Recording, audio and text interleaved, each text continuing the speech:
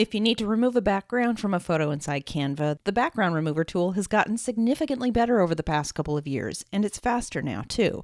I use it regularly in my own workflow, mostly to pull screenshots from my tutorial videos and turn them into clean headshots for title slides and YouTube thumbnails.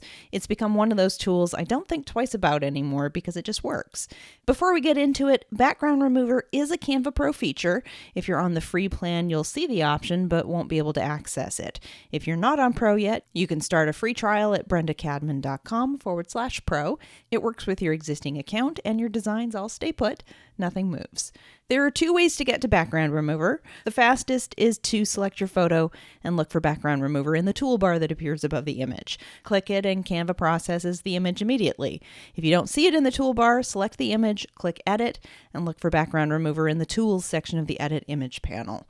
If it's not immediately visible there, you can click See All next to Tools to expand the full list. One thing worth knowing before you get started, Background Remover works on photos only. If you have a graphic or illustration selected from Canva's Elements library, the option won't behave the same way, so make sure you're working with a photo.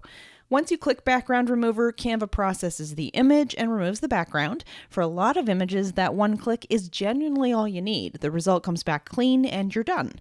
If something isn't quite right, areas where the background wasn't fully removed or parts of the subject that got clipped, you can clean it up using the eraser tool.